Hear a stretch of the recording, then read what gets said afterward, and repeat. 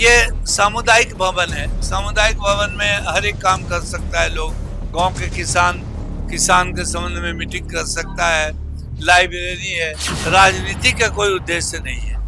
ये प्योरली समाज का सेवा करना है। कोई मेहनत नहीं करना चाहता है। आ करके गांव गांव में जा करके देखना कि गांव में क्या जरूरत है लोगों का। नमस्कार, लाइव सिटी देख रहे हैं आप। इस वक्त हम जहानाबाद में मौजूद हैं और आपको बता दें कि जहानाबाद में स्टो फर्मा के एमडी भोला बाबूजी आए हुए हैं और बिहार के अलग अलग हिस्सों में जा करके गांव को गोद ले रहे थे और अब सामाजिक कार्यों के लिए सामुदायिक भवन का उद्घाटन करते फिर रहे हैं। क्या योजना, आप तो मान ही नहीं रहे हैं। कभी गांव को जाके गोद ले रहे हैं, कहीं जाके सामुदायिक भवन का उद्घाटन कर रहे हैं। क्या योजना, क्या चले, क्या रणनीति पर, किस रणनीति पर काम कर रहे हैं? देखिए, ये कोई रणनीति नहीं, ये विकास का मॉडल है जो अंडर सीएसआर हम लोग बिहार के गांव को विकसित करने का सोचे और विकास हो भी रहा है। उसके हर एक मॉडल है, चाहे गांव में नली हो, गली हो या पीने के पानी का समस्या हो, हैंड पंप है। ये सामुदायिक भवन है। सामुदायिक भवन में हर एक काम कर सकता है लोग। गांव के किसान के संबंध में मीटिंग कर सकता है। लाइब्रेरी है। लाइब्रेरी बच्चे लोग पढ़ सकते हैं। यहाँ पर विवाह शादी कर सकते हैं, बर्थडे मना सकते हैं, तरह तरह के काम यहाँ पर कर सकते हैं सामुदायिक भवन। तो हम लोग एक कोई गाइडलाइन नहीं लेकर चल रहे हैं। बच्चे को नौकरी देने के लिए भी उसको टेक्निकल पढ़ाई हम लोग जहानाबाद में ओखरी में किए हैं। जैसे सिलाई का मशीन लेकर के सिखा रहे हैं और बिजली रिपेयर का है, टीवी रिपेयर का है। ये सब हम लोग से करके और नौकरी भी प्रोवाइड करवाते हैं उन सब कंपनियों में जहां उनका जरूरत है। तो यहाँ सबसे पहले बच्चों को जोड़ते हैं, एक जगह देते हैं जहाँ बच्चे पढ़ सके और सामाजिक गतिविधियों और आने वाले समय में आप नौकरी के लिए भी लोगों में को मदद करते हैं। लेकिन ये आप पर एक कहा जाता है, ऐसे चर्चाएं चलती है कि जहानाबाद का क्षेत्र हो, गया का क्षेत्र हो, वहीं ज्यादा काम करते हैं। नहीं, अभी तो जाके पूछिए, मैं तो शेखपुरा जिला में इतना काम किया हूँ। अभी बगल वाले ये अपना बरबीघा, नालंदा, गया, बांका जिला, ये सब जगह मैं काम कर चुका हूँ।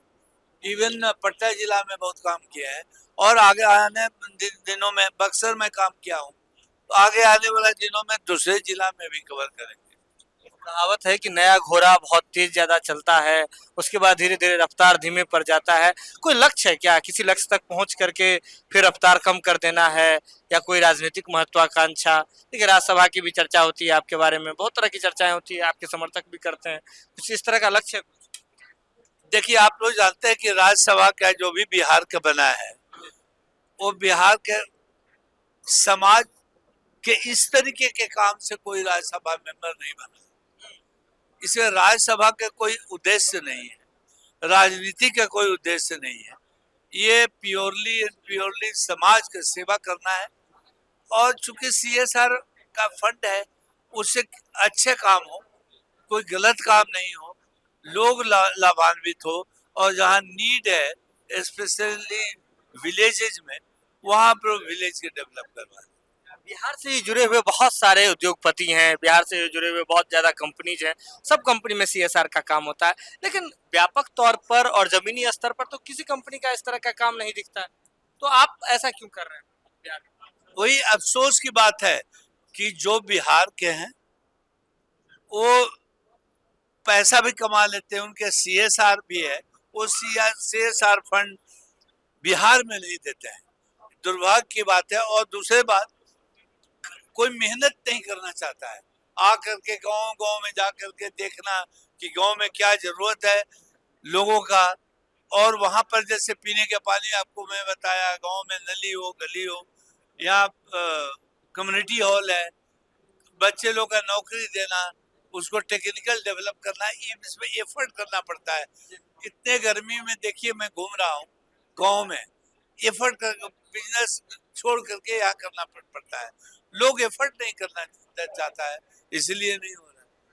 बिहार के मुख्यमंत्री नीतीश कुमार बिहार में बहुत ज्यादा विकास किए, कहा जाता है विकास पुरुष कहा जाता है उनको। अब राज्यसभा जा रहे हैं नीतीश कुमार भी, आने वाले समय में संभवतः मुख्यमंत्री बिहार के नहीं रहेंगे। इस घटना को कैसे देख रहे हैं, राजनीतिक घटना को? देखिए, राजनीतिक में कोई कमेंट नहीं करना चाहता हूँ कि जहाँ तक विकास का संबंध है उसमें मैं बिल्कुल वो काम किए हैं। काम विकास तो बहुत किया है। विकास जहाँ नीतीश जी बहुत विकास किया है, लेकिन चूंकि यहाँ से छोड़ के दिल्ली क्यों जा रहा है इस पर मैं कोई कमेंट नहीं करूंगा। बाकी विकास, इवन पटना देखिए, पटना में ट्रैफिक इतना जाम रहता था, ओवर ब्रिज सब जगह, शिक्षक अच्छा संस्थान बना है, विकास के इतना ब्रिजेज बना है और बन भी रहा है। तो विकास इतना जो किए हैं वो बहुत ही कम ही लोग किए हैं। बिहार में जाति आधारित राजनीति चलती है, हमेशा नए नए पार्टियों का निर्माण होते रहता है। जब इतना काम कर रहे हैं और जनता के बीच आप इतना लोकप्रिय हो गए हैं, पार्टियों से ऑफर आता है कि आइए भोला बाबू हमारे पार्टी को ज्वाइन कर लीजिए, ये बन जाइए वो बन जाइए? नहीं, मैं जैसा कि बोला, ये मैं राजनीति और विकास का दोनों कोई मिश्रण मेरे में नहीं है और उसके कारण कोई पार्टी में बुलाए वैसा नहीं है। लेकिन मेरा खुद का अप्रोच लोगों से दोस्ती है, वो लोग बुलाते रहते, आते रहते हैं, उसका मिलते रहते हैं, बात करते रहते हैं, सारे पार्टियों के लोगों से बात होते रहता है। इसका मतलब उसका राजनीति और राज्यसभा लोकसभा से नहीं है। बिहार में इंडस्ट्री को लेकर के, पलायन को लेकर के चुनाव 2025 के दौरान भी मुद्दा बना था। नीतीश कुमार जी जब जा रहे हैं उस समय भी यही मुद्दा, पलायन का मुद्दा सबसे ज्यादा गूंजता है। आप बिहार के गांव में घूम रहे हैं, यहाँ भी लोग संभवतः आपसे नौकरी रोजगार पर जरूर कहते होंगे। क्या आने वाले समय में कोई रणनीति है कि बिहार में कोई फैक्ट्री खोली जाए या लोगों को रोजगार मुहैया कराया जाए? देखिए, जहाँ तक सरकार की बात है, सरकार कोशिश तो कर रही है कि इंडस्ट्री आए। अभी ये बात भी है कि उतना इंडस्ट्री आया नहीं है और ये भी फैक्ट है कि पलायन बहुत हुआ है, अभी भी हो रहा है पलायन। उसके लिए पूरा यहाँ पर इंडस्ट्री ला करके उसका एनवायरनमेंट अच्छा बनाने की अभी भी जरूरत है। अभी भी सरकार बहुत कोशिश कर रही है कि यहाँ पर इंडस्ट्री आए, तो प्रयास तो होना चाहिए, ऑलवेज होना चाहिए कि पलायन नहीं रुके यहाँ। आप जैसे उद्योगपति इसमें क्या किस तरह की भूमिका निभाना चाहते हैं? मैं वही बोला कि मैं कोशिश कर रहा हूँ, मैंने अपने कंपनी में बहुत नौकरियां दिया हूँ, यहाँ भी कोशिश कर रहा हूँ, लोगों को इनकरेज कर रहा हूँ कि इंडस्ट्री आए बिहार में, लोगों का पलायन रुके और आने वाला दिनों में हो सकता है कि आए इंडस्ट्री आए यहाँ।